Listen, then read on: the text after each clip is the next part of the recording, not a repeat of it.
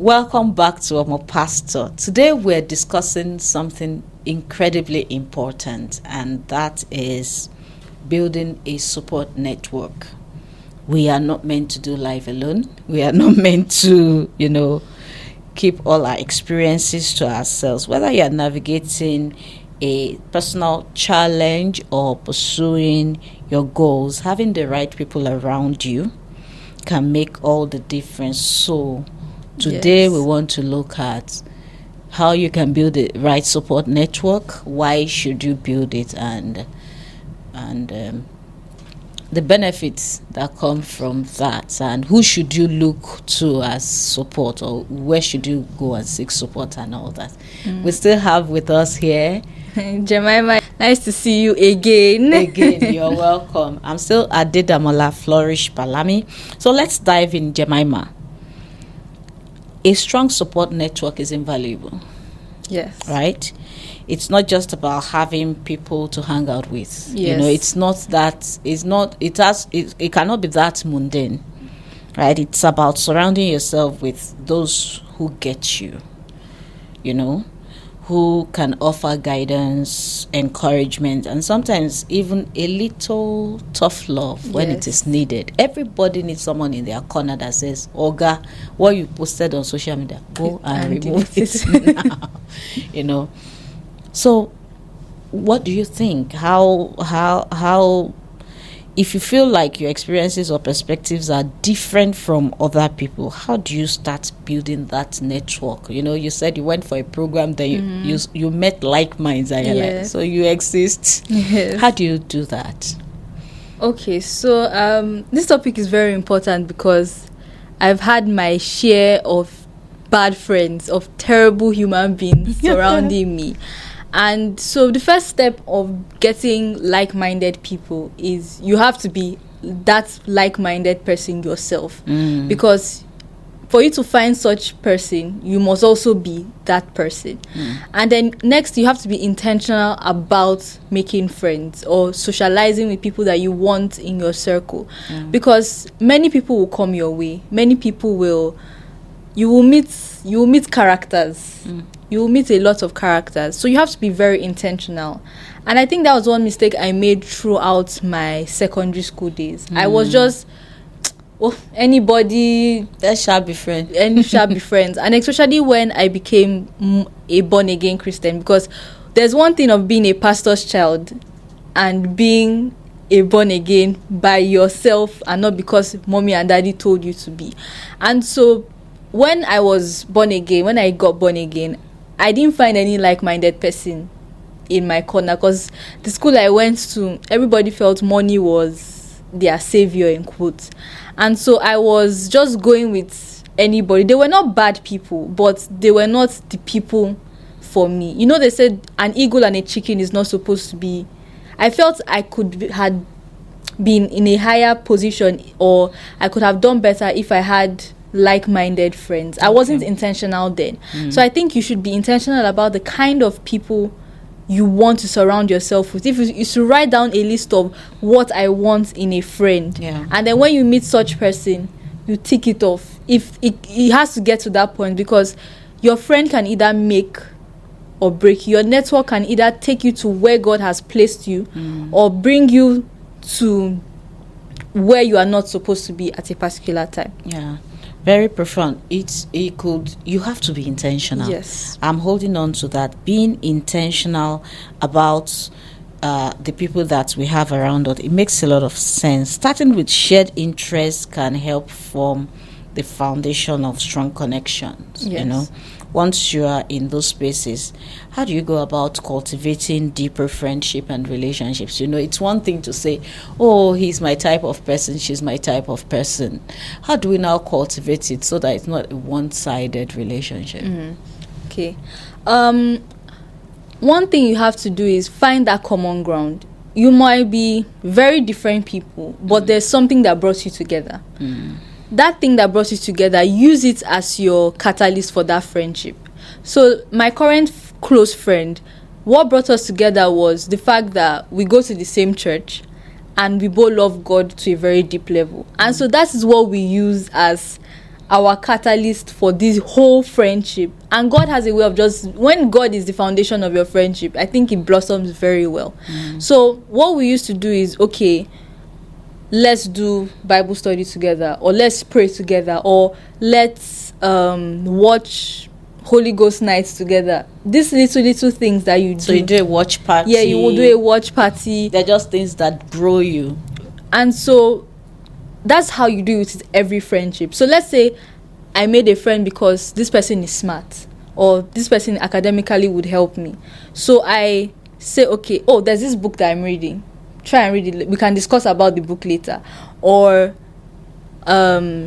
this course is hard, though. Let's find our way and do it. So you have to understand the dynamic of each friendship and each person to be able to foster that relationship. And communication is very important. As silly as it is very important. Because I remember back in secondary school, I had a friend that we were really close. She was also a pastor's daughter. She was even the pastor of a general overseer. Oh. The daughter of a general overseer. And so we're really, really close. And what scattered the friendship was lack of communication. So it was very silly because of boy. Man have been scattering girls' relationship since 1902. Because of, to me, when I found out, like, that was very silly. But to you, it might be silly, but someone, it could have been the biggest issue of all. And this is in secondary, this is just secondary school. But in life, it's very important, even with friendship.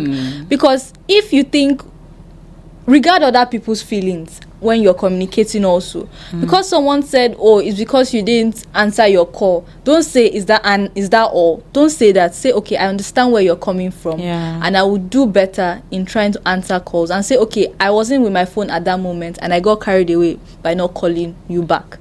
That explains a lot of things. That has explained almost everything. So communication is really important. For the little things, for the big things, you must always communicate. So it's about mutual support. Yes. Show interest in their lives. Help when you can. Be reliable, This relationship, it takes time to grow. Yes. When you consider other people, it creates a safe space. Yes. Like someone feels safe when they know that even if you have done something that seemed to hurt them, by the time you discuss it, they realize that the intention was not to hurt. Yes. So to develop this support system that can help us as pastors' children, pastors' family, I think everybody related to a leader needs a support system. Yes. We're still discussing friendship so that you can let out your frustration sometimes. You can imagine that experience you had when someone said it's because she has gained admission into the university, that's why she doesn't greet, she's now proud. Just having someone that as you were leaving you were going to meet, can you imagine what just happened now? And you laugh about it. The person will share that frustration and be like, is she really, and then you just laugh and let it go. It helps a lot rather than you bottle things in and it feels like that person is toxic, I shouldn't go near them. So how many toxic people are you going to have? So having a friendship, having a safe space where you feel you can actually discuss, you can be yourself. Yes. You can let down your guard and let's relate as human beings here. Nobody's judging anybody. It's very important. I love that you mentioned that mutual support, getting each other's back, considering what the feelings of others. So it's a two-way street. Yes. Yeah, being there for others strengthens the bond. Speaking about issues strengthens the bond. Yes. Not letting things slide, or sometimes asking for space also will strengthen. Yes, sometimes having time by yourself strengthens the bond. Because it's not every time you really need people to come and help you. When you've been hit, and there's really nothing we face in relationship that we can't handle. so to Exactly. say. It's just how are we interpreting them, how are we receiving them, and what emotional state are we when events are happening, and how well have we taught ourselves to handle events that we know are not going our way. Yes. You know, if we are, like you said, being intentional, if we have gotten to the point where we say, once it's not going my way, I take some time off. That way you'll be able to recalibrate. It's not like you always want your way in everything. That's not what I mean. But you know that this event, the way it is going, does not align with the purpose of our coming together. Yes. That's what I mean. So taking some time off will help you recalibrate. It will help you see yourself first. What am I doing? Am I doing it right? What's my fault in this whole thing? How can I correct it and all? Okay, what do I think they're doing that is wrong? How can I navigate, and still... So that's being intentional is important. But that is about finding friends, Once you find yourself in that space, like you have experienced firsthand, and you meet people and all that, then we start improving on our communication. Yeah. We start getting each other's back. We start sowing into it. You nurture it. It's a plant. Exactly. And that's what friendship is. We nurture it. That's what every relationship is, actually. If you don't nurture it to grow, it will wither. And it will die. Now, Jemima, when it comes to finding mentors, because I learned something from, what's this pastor's name? Tom something. His name Tom, I'll remember. And he said every child needs a daddy too. You have discussed with daddy, and daddy is saying, as the pastor and the lion of this house, I shan't allow you, and then there's someone that you'll be like, this is what's going on. I don't think it's as deep as daddy is taking it. And that person reasons with you. So when it comes to finding mentors, how do you navigate as a pastor's child? Remember, you cannot go and be telling your family's gist anyhow. How do you now do? Finding a mentor. It is difficult in my own scenario because my father believes that Jesus is the only mentor. He has that mindset. So I remember when I had an opportunity to be one of a big pastor in my church, the whole of RCCGs, to be one of their mentee. And I remember telling my dad, and my dad went ballistic. No, Jesus is what you... And him being my mentor would have been a very big opportunity for me. For you. I still hold it against him once in a while. I still hold it against him because it would have been a big opportunity for me, not even only spiritual, but career-wise, just networking-wise, it would have been a fantastic opportunity for me.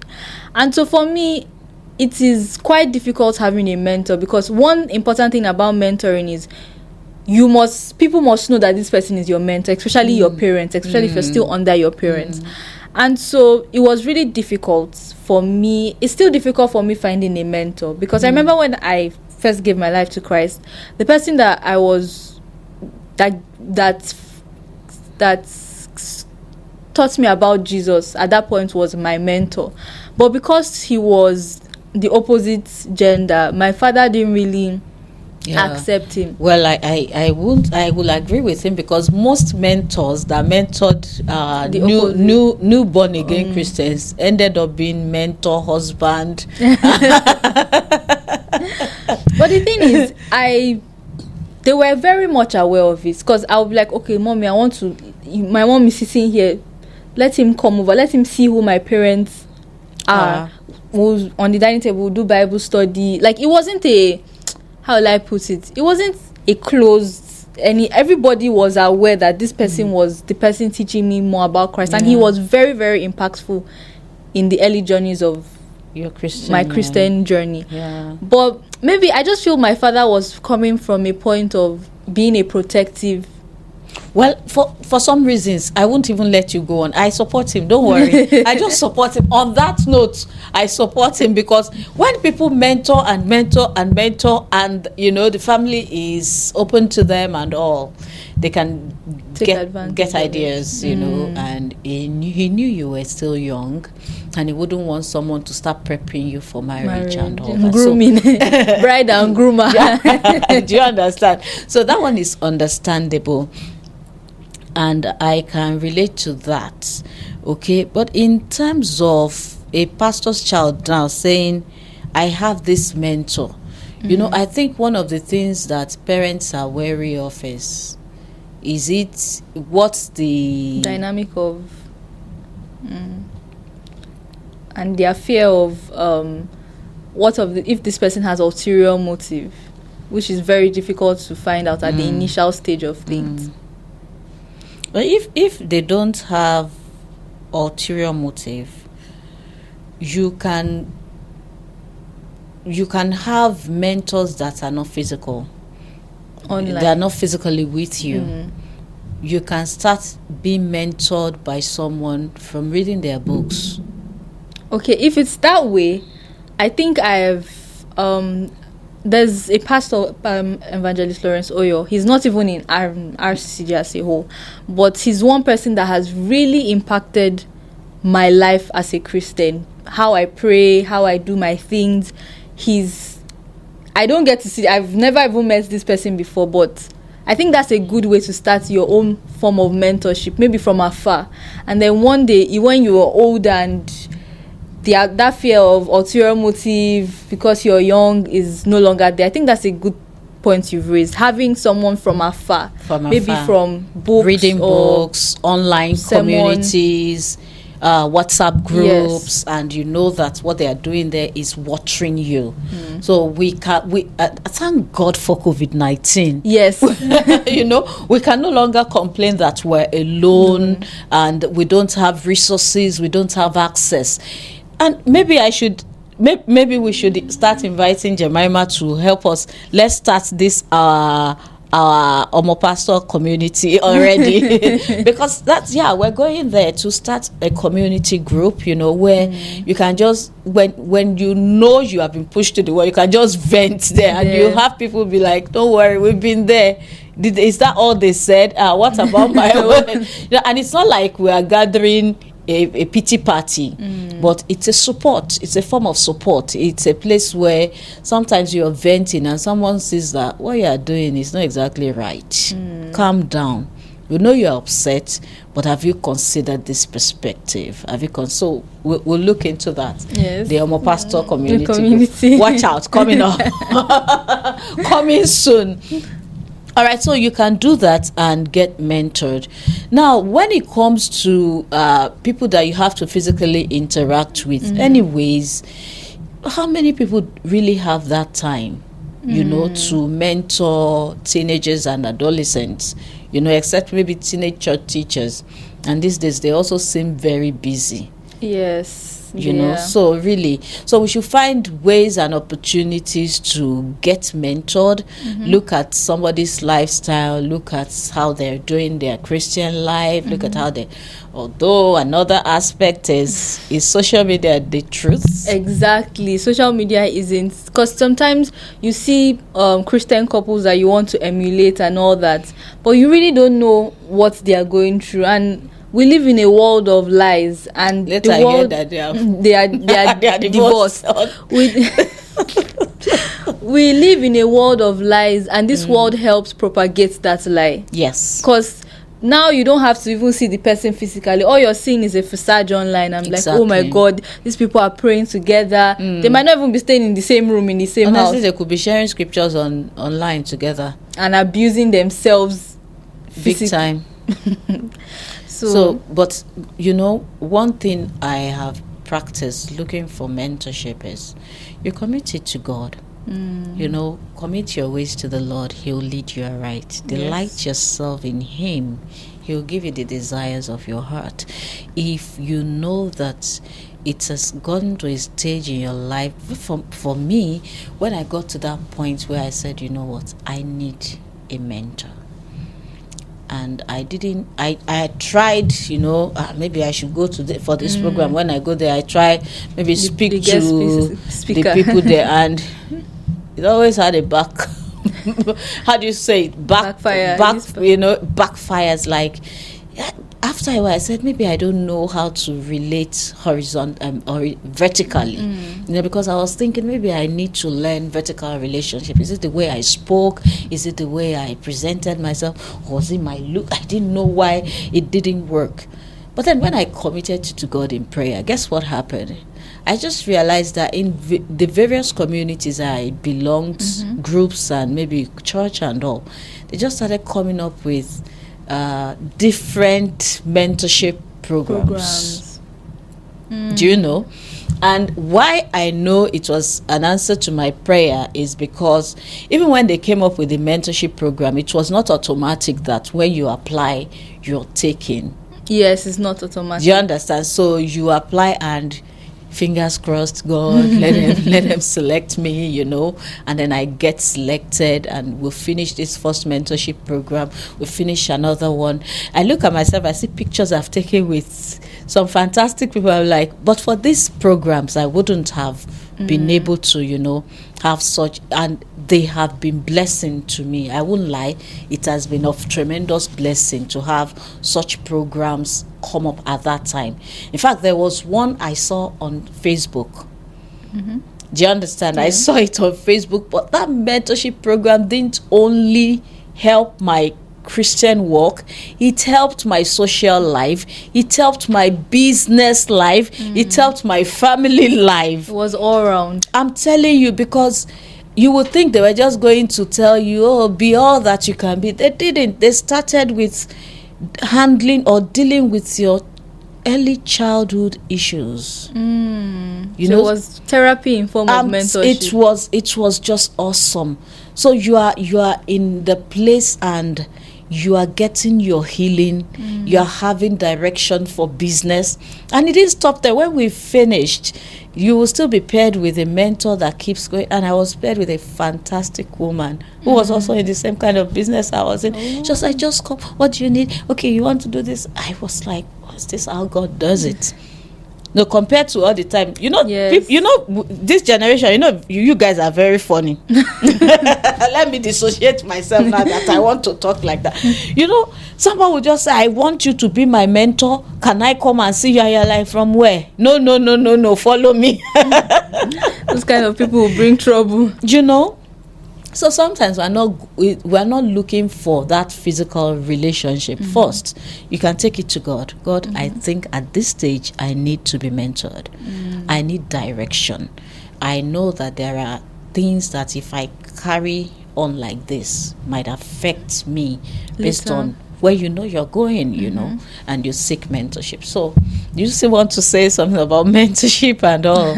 I think you've covered it all, because from what you said, I've learned, because I think the mistake I've made is I've actually not gone to God to say, okay, I need a mentor at this time. Yes, I've been looking for mentorship programs here and there, but I've not actually said, God, I think I'm ready to be mentored and provide someone that would help me not only in my spiritual life, but career wise. So I think me now, I've gotten fantastic. And we must say at this point that it's not like Jemima is not getting things done. No. So you need to tell us all those your UN runs and all, so that, because you want mentorship in an aspect, but God is opening other doors for you that are preparing you for where you're going and helping you in your present. Yes. Okay. So spiritually, I'm still looking for that mentor, but I think career-wise, I'm more intentional about that. God, I know I'm supposed to be more intentional about my spirit, but career-wise, I've been more intentional, and I think this whole thing just boils down to you being intentional. Because I remember I used to have that mindset that as a Nigerian, there's no opportunity here. All the opportunities are for for the Western countries, and I just sat down and said, God, please, I remember this summer, I said, God, this summer I want it to be productive. And I just found an opportunity, and I was picked. I remember even using ChatGPT to write my application. And I was just like, God, if it's your will, let it be done. And I was picked for the program. And everything I was just doing, God just kept opening doors for me, because I had the mindset that, God, I want you to be seen in my career, because I want to work with you and I want to work with these international organizations. And so I think career wise, I was more intentional about being mentored and all that. And I think another thing that I would like to say here is, we've been taught that the only way you can fulfill the workings of the purpose of God is in church setting, and which is wrong. Many of us have been called in the marketplace, and we are so ignored. Us that want to work in the marketplace, we've been so ignored because they've taught you that the only way you can win souls is when you've climbed a pulpit and you're going for crusades and you're doing that. So who is winning the souls in the banks and in That's the why schools? they are neglected. People like us are neglected, and I feel this is for pastors out there that have been blessed with to be able to be working in international sectors or banking or being the best at what they do in whatever they do. Don't only, when you're mentoring a person, don't only focus on, I want to teach you how to win souls. I want to teach you how to. Are you talking to daddy pastors? This is every pastor out here. Don't only focus on their spiritual life. Be invested in their career wise too. Because my generation is quick money, quick. We want microwave generation. We don't know how to be patient with what we want, and most times Ibuku and Woshika didn't start in 1 day. She didn't start in 2 days. She don't start in 1 year. She didn't even start in 5 years. And so be intentional about teaching your mentee about that career wise. Be intentional about other aspects of life. Let's not drown ourselves in spirituality that we are so irrelevant on earth. Exactly. And ready to go to heaven. We might as well just be waiting in one room. And it says we have been created as kings and priests. So we are meant to be kings in the marketplace. Yes. And priests unto God. So we have the capacity to be fruitful and blossom in our careers, yes, in our academics, in our family life, in our social life. Yes. There are so many antisocial Christians. Yes, they are. Everybody is just wrong for you. Yeah, they are the only ones that are right. Do you know? And we think heaven is my goal and all that. We get to a point where we know that we are meant to be ambassadors for Christ here on earth. And how do you be that ambassador if you are still within the church? It says we should be the light of the world, not the light of the church. So what you have said is very profound, absolutely profound. A strong support network is one of the best investments you can make in your own personal and professional life and Christian life, and it is something you have to be intentional about. It has been awesome having this gist again, and we've come to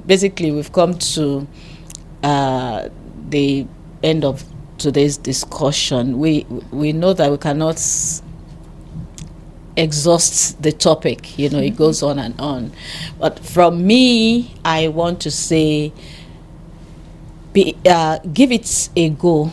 Make it a one of your goals to be mentored. And we have said it's not necessarily you having someone right next to you, fixing an appointment and all that. You can also seek coaching. You can see professional mentors where they'll coach you and help guide you in personal development and all. Beyond that, you can start you can also start by reading books, joining communities, groups, and volunteering. Volunteering helps. Volunteering also helps. So that's what I want to say. Rounding up, Jemima. You've covered it all, and to just be intentional. I think be intentional and communicate your feelings. Never bottle anything up, and ask God for help in making friends. And just ask God for help in making friends, because if you don't, check throughout the history of the Bible, anyone that had bad friends, David's son lost the kingdom. Solomon's son lost the kingdom because he took advice from his friends instead of the elders or good people. So just communicate, be intentional about your friends, and also be intentional about the person that you are under, because the person you're under can also make or mar you. It could be a mentor or a tormentor. Word. So I just pray that anyone out there, when you're looking for friends, that God will guide you, and when you're looking for mentors, that you are discerning of who you get. So yeah, very correct. Be discerning, because even if you are reading books, you could be reading books that are leading you completely out of line. You know, we just need to commit it to God, be intentional about it, work on yourself. Yes. As another thing to have been God, opportunities come. Yes. Look at how those doors were opening for me, and different mentorship programs were coming. There's a way you appear that they will be like, who's this one? Select this person also. So working on ourselves gradually and giving ourselves to learning. We keep learning. As long as you're living, you keep learning. On this note, let's just say bye-bye right now. All right, so see you next time on Omo Pastor. Bye. Thanks for joining, Jemima. Thank you.